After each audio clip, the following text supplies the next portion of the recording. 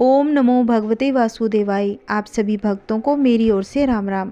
मेरे सभी भक्तों पर भगवान श्री कृष्ण की कृपा सदा सर्वदा बनी रहे। आइए हम आज सुनेंगे मार्गशीर्ष मास का अध्याय 5। अगर आपने प्रथम अध्याय से नहीं सुने हैं तो आप मेरे चैनल पर सुन सकते हैं। आइए हम आगे की कथा रसपान करते हैं। पहले सुनते हैं भगवान श्री कृष्ण की एक सुंदर कथा। एक समय की बात है, द्वापर युग में पांडव वनवासी का जीवन जी रहे थे और महाकपटी दुर्योधन हस्तिनापुर में एक राजविलासी जीवन जी रहा था। एक दिन महर्षि दुर्वासा अपने शिष्यों के साथ हस्तिनापुर अतिथि बनकर पधारे। दुर्योधन ने काफ़ी अच्छी तरह से उनका अतिथि सत्कार किया और इसी पवित्र कार्य के बीच में दुर्योधन ने अपने मामा शकुनी के साथ मिलकर पांडवों को परास्त करने के लिए एक नई योजना बना ली। जब महर्षि दुर्वासा ने कहा कि हम अब भोजन करेंगे, तब दुर्योधन ने कहा कि हे ऋषियों, भोजन कराना तो एक महापुण्य का काम है, लेकिन महर्षि दुर्वासा, मैं आपसे एक प्रार्थना करता हूँ कि इस महापुण्य को प्राप्त करने के लिए मैं अपने बड़े भ्राता युधिष्ठिर को देना चाहता हूँ। इतना कहकर दुर्योधन ने महर्षि दुर्वासा उनके शिष्यों को नज़दीक के वन में बसे युधिष्ठिर की कुटिया में भोजन करने के लिए भेज दिया, क्योंकि वह जानता था कि दोपहर के उस समय पांडव द्रौपदी सहित खाना खा चुके होंगे और कुटिया में अन्न शेष नहीं होगा। कुछ ही समय में महर्षि दुर्वासा अपने शिष्यों के साथ पांडवों की कुटिया के सामने थे। वहाँ युधिष्ठिर ने उनका बड़ा आदर सत्कार किया। महर्षि दुर्वासा ने युधिष्ठिर को दुर्योधन के साथ हुआ अपना वार्तालाप सब बता दिया और कहा, मैं और मेरे शिष्य स्नान के बाद ही भोजन ग्रहण करेंगे। इतना कहकर वह सभी ऋषिगण स्नान करने नदी पर चले गए और धर्मराज युधिष्ठिर ने यह बात तुरंत जाकर द्रौपदी को बता दी। द्रौपदी ने कहा, इस वक्त तो हमारे पास कुछ भी भोजन शेष नहीं बचा। द्रौपदी का दिल यह सोचकर घबराने लगा, अगर ऋषियों को भोजन नहीं कराया तो उन्हें महर्षि दुर्वासा के क्रोध और शाप का पात्र बनना पड़ेगा। उस कठिन घड़ी में द्रौपदी अपने मित्र सखा कृष्ण भगवान को याद करने लगी। जैसे ही द्रौपदी ने भगवान श्री कृष्ण को पुकारा, लीलाधर कृष्ण ने द्रौपदी की कुटिया में प्रवेश कर लिया। उन्हें देखते ही द्रौपदी उनके पास दौड़ी हुई आई, उन्हें अभिवादन करके अपनी सभी बातें बता दी। भगवान श्री कृष्ण ने कहा, द्रौपदी, तुम्हारी समस्या तो कुछ भी नहीं है, भूल जाओ। सबसे पहले मुझे कुछ खाने को दो, मुझे बड़ी जोर से भूख लगी है। तब द्रौपदी ने अक्षय पात्र लाकर भगवान श्री कृष्ण के हाथ में रख दिया, साथ ही अपनी समस्या बताने लगी।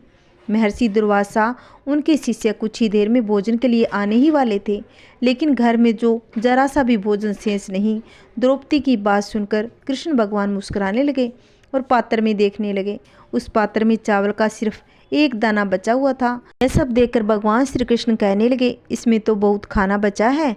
वह चावल का बचा हुआ दाना भी उन्होंने खा लिया। इधर श्री कृष्ण का चावल का दाना खाते ही उधर स्नान करके नदी से बाहर निकले महर्षि दुर्वासा और उनके शिष्यों का पेट भर गया। उन्हें डकारें आने लगी और वह युधिष्ठिर की कुटिया की ओर जाने की बजाय अपनी यात्रा के लिए प्रस्थान कर गए। इस तरह एक चावल के दाने से भगवान श्री कृष्ण ने ऋषियों का पेट भर दिया और दुर्वासा का क्रोध और शाप से पांडवों की रक्षा कर दी। बोलिए श्री कृष्ण भगवान की जय। जैसे भगवान श्री कृष्ण ने द्रौपदी की रक्षा करी, वैसे सबकी करे। बोलिए श्री कृष्ण भगवान की जय। श्री कृष्ण का दर्शन करके राजा सुयोग्य तुरंत रथ से उतर पड़े और नेत्रों से आंसू बहाते हुए पुलकित शरीर से भगवान के चरणों में मस्तक रखकर उन्होंने प्रणाम किया। भगवान श्री कृष्ण ने राजा को अपना शुभ आशीर्वाद तथा वह सत्य एवं अविचल श्री कृष्ण भक्ति प्रदान की, जो हम लोगों के लिए भी परम दुर्लभ है। तदंतर श्री राधा अपने रथ से उतरकर श्री कृष्ण के वक्ष में विराजमान हो गई। उनकी अत्यंत प्यारी गोपियां सफ़ेद चंवर लिए उनकी सेवा में लग गई। उनके आने पर श्री कृष्ण भक्ति और आदर से सहसा उठकर खड़े हो गए। उन्होंने मंद मुस्कान के साथ श्री राधा के साथ वार्तालाप और उनका सम्मान किया।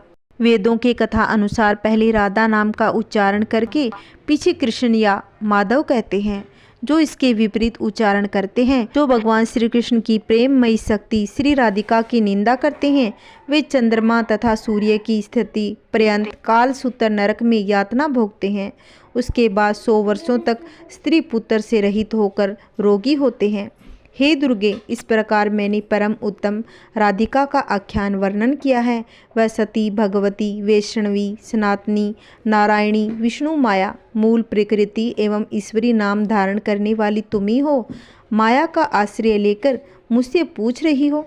तुम स्वयं ही सर्वज्ञा, सर्वरूपिणी, स्त्री जाति की अधिदेवी और पूर्व जन्म की बातों को याद रखने वाली श्रेष्ठ पराशक्ति हो। राधिका की कथा तो मैंने सुना दी, अब और क्या सुनना चाहती हो? पार्वती जी ने पूछा कि हे भगवान, आप पुरुषों के ईश्वर श्री कृष्ण के मंत्र के होते हुए भी उन वैष्णव नरेश सुयोग्य ने राधा का मंत्र क्यों ग्रहण किया? सुतपा ने राजा को श्री राधा की पूजा का कौन सा विधान बताया तथा किस ध्यान, किस स्त्रोत, किस कवच और किस मंत्र का उपदेश दिया? श्री राधा की पूजा पद्धति क्या है, ये सब बातें बतलाइए। श्री महेश्वर कहने लगे, हे प्रिय, राजा ने यह प्रश्न किया कि हे विप्र, हे मुने, मैं किसका भजन करूं और मैं किसकी आराधना करूं जो शीघ्र ही गोलोक को प्राप्त कर लूँगा? उनके ऐसा कहने पर ब्राह्मण शिरोमणि ने राजेंद्र सुयोग्य से कहा कि महाराज, श्री कृष्ण की सेवा से उनके लोक को तुम बहुत जन्मों में प्राप्त करोगे। अतः उनके प्राणों की अधिराष्ट्री देवी परम रूपा श्री राधा का भजन करो। वे कृपामयी है, उनके प्रसाद से साधक शीघ्र ही उनके धाम को प्राप्त कर लेते हैं। ऐसा कहकर मुनि ने उन्हें राधा के इस मंत्र का उपदेश दिया। वह मंत्र ये ओम राधाय स्वाहा के बाद प्राणायाम, भूत शुद्धि, मंत्र न्यास और कर न्यास, अंग न्यास, उनके सर्व दुर्लभ ध्यान, स्त्रोत और कवच की भक्ति भाव से राजा को शिक्षा दी। राजा ने उसी क्रम से उस मंत्र का जप किया। साथ ही श्री कृष्ण ने पूर्व काल में जिस ध्यान से द्वारा श्री राधा का चिंतन एवं पूजन किया था, उसी साम वेदों के उक्त ध्यान के अनुसार उनके स्वरूप का चिंतन किया। वह ध्यान मंगलों के लिए ही मंगलकारी था। श्री राधा की अंग कांति श्वेत चंपा के समान गौर है। वे अपने अंगों में करोड़ों चंद्रमाओं के समान मनोहर कांति धारण करती है। उनका मुख शरद ऋतु की पूर्णिमा की चंद्रमा को भी लज्जित करता है। दोनों नेत्र प्रबुलित कमलों की शोभा को छीन लेते हैं। उनकी श्रेणी देश एवं नितम भाग बहुत ही सुंदर है। वे रत्नमय कयूर और कंगन धारण करती है। रत्नों के ही बने हुए मंजीर उनके पैरों की शोभा बढ़ाते हैं। अगर आप राधा रानी के नाम की महिमा नहीं जानते तो इस छोटी सी कहानी के माध्यम से आप सुनिए। एक समय की बात है, एक व्यक्ति था। वह एक संत के पास गया और कहने लगा कि संत जी, मेरा बेटा है, वह न पूजा पाठ करता है न ही भगवान का नाम लेता है। आप कुछ ऐसा कीजिए कि उनका मन भाव भगवान में लग जाए। संत जी कहने लगे, ठीक है बेटा, एक दिन तो उसे मेरे पास लेकर आना। अगले ही दिन वो व्यक्ति अपने बेटे को लेकर संत जी के पास गया। अब संत जी उसके बेटे से कहने लगा कि बेटा बोल राधे राधे। बेटा कहने लगा, मैं क्यों कहूँ? संत जी कहने लगे, बेटा बोल राधे राधे। वो इसी तरह से मना करता रहा और अंत में उसने कहा कि मैं क्यों कहूँ राधे राधे। संत जी ने कहा, जब तू मरेगा तो यमराज के पास जाएगा। यमराज तुमसे पूछेगा, कभी भगवान का नाम लिया, कोई अच्छा काम किया? तब तू कह देना कि मैंने जीवन में एक बार श्री राधा रानी के नाम को बोला है, बस एक बार। इतना बताकर वह चले गए। समय व्यतीत हुआ। एक दिन वो मर गए। यमराज के पास पहुँचे। यमराज ने पूछा, कभी कोई अच्छा काम किया? उसने कहा, हाँ महाराज, मैंने जीवन में एक बार श्री राधा रानी के नाम को बोला। आप उसकी महिमा बताइए। यमराज सोच में पड़ गया कि एक बार राधा नाम की महिमा क्या हो सकती है, इसको तो मुझे नहीं पता। यम बोले, चलो इंद्र के पास चलकर पूछते हैं। तो वो व्यक्ति बोला, मैं ऐसे नहीं जाऊंगा, पहले पालकी लेकर आओ, उसमें बैठकर ही जाऊंगा। यमराज ने सोचा, ये बड़ी मुसीबत हो गई। फिर पालकी मंगवाई, उसे बिठाया। 4 कहार पालकी उठाने वाले लग गए।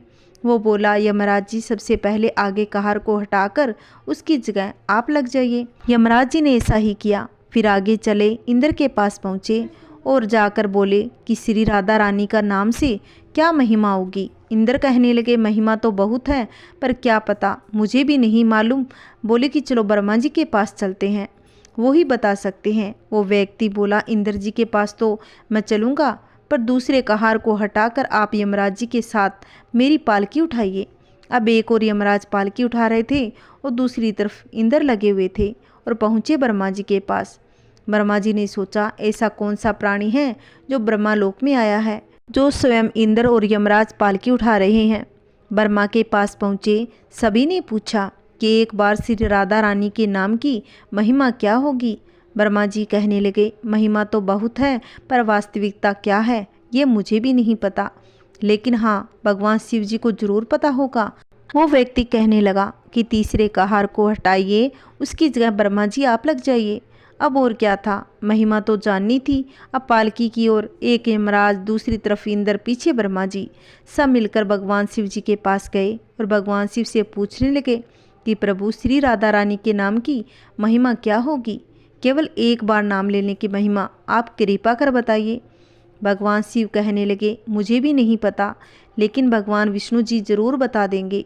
वो व्यक्ति शिव जी से बोला कि अब आप भी पालकी उठाने में लग जाइए। इस प्रकार ब्रह्मा, शिव, यमराज, इंद्र चारों उस व्यक्ति की पालकी उठाने में लग गए और विष्णु लोक पहुंच गए। विष्णु जी से जाकर पूछा, एक बार श्री राधा रानी के नाम लेने की महिमा क्या होगी? विष्णु जी कहने लगे, अरे जिसकी पालकी को स्वयं राजा यमराज और स्वर्ग का राजा इंद्र, ब्रह्मा लोक के राजा ब्रह्मा और साक्षात भगवान शिव उठा रहे हों, इससे बड़ी महिमा क्या होगी? अब सिर्फ एक बार श्री राधा रानी नाम लेने से आपकी इसकी पालकी उठा लिया तो अब मेरी गोद में बैठने का अधिकार हो गया। भगवान श्री कृष्ण कहते हैं कि जो केवल रा बोलते हैं तो सब काम छोड़कर खड़ा हो जाता हूँ। जो भी भक्त कोई धा शब्द का उच्चारण करता है तो मैं उसकी ओर दौड़कर चला जाता हूँ और अपनी गोद में भर लेता हूँ। यही है राधा नाम की महिमा। बोलिए राधा रानी की जय हो। आइए भक्तों, शनिवार की व्रत कथा सुनते हैं। एक समय की बात है, एक ब्राह्मण और ब्राह्मणी थे।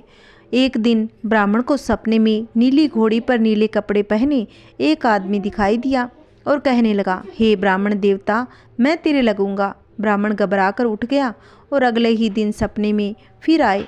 यह सपना उसे रोज आने लगा। वह परेशान हो गया और चिंता के मारे दुबला पतला हो गया।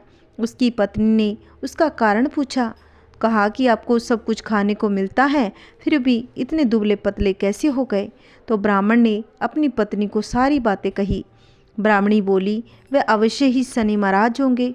अब की बार दिखे तो कहना, लग जाओ, पर सवा पहर से ज़्यादा मत लगना। उस दिन रात को सपने में शनि महाराज आए और ब्राह्मण से कहने लगे, ब्राह्मण, मैं तेरे लग जाऊं?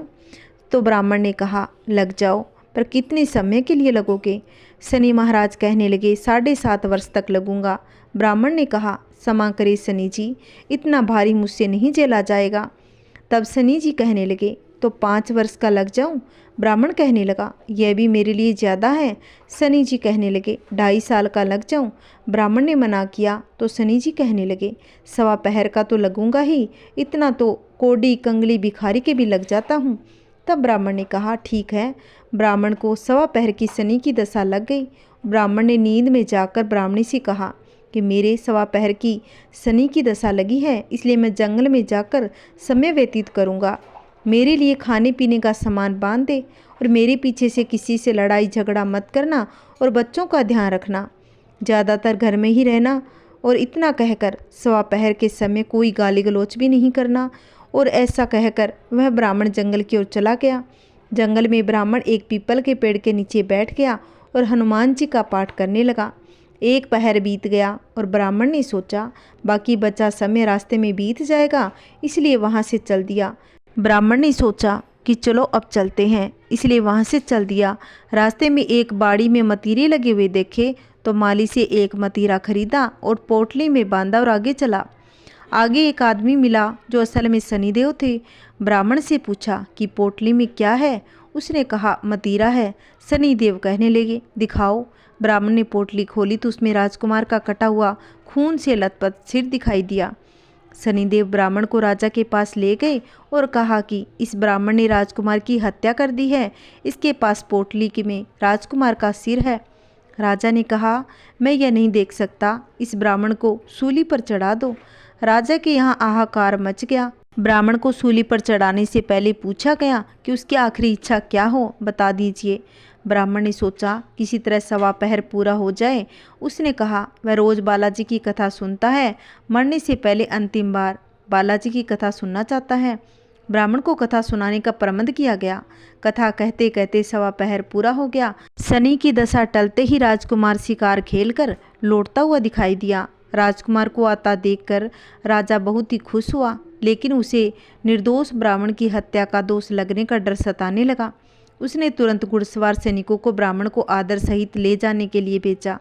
ब्राह्मण राज दरबार में आया तो राजा ने क्षमा मांगी और पोटली दिखाने के लिए कहा।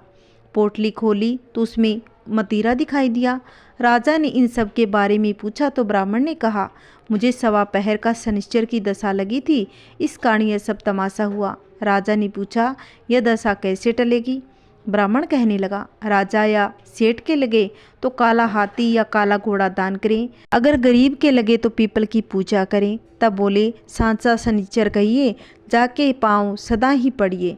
शनि की कहानी सुने, तिल का तेल और काला उड़द दान करें, काले कुत्ते को तेल से चुपड़ कर रोटी खिलाएं और शनिश्चर की दशा उतर जाती है।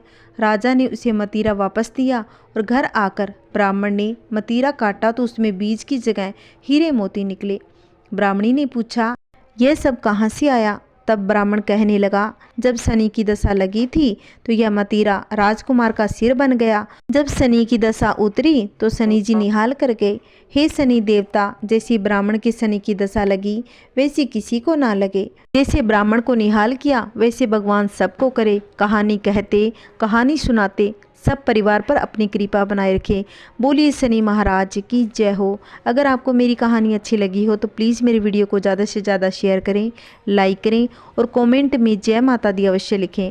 अगर आपको थोड़ी भी मेरी कहानी अच्छी लगती हो तो प्लीज़ मेरे चैनल को सब्सक्राइब करें, जिससे आने वाली वीडियो की नोटिफिकेशन आपको मिल जाएगी। जय श्री कृष्णा, राधे राधे, ओम नमः शिवाय। मेरे सभी भक्तों को राम राम।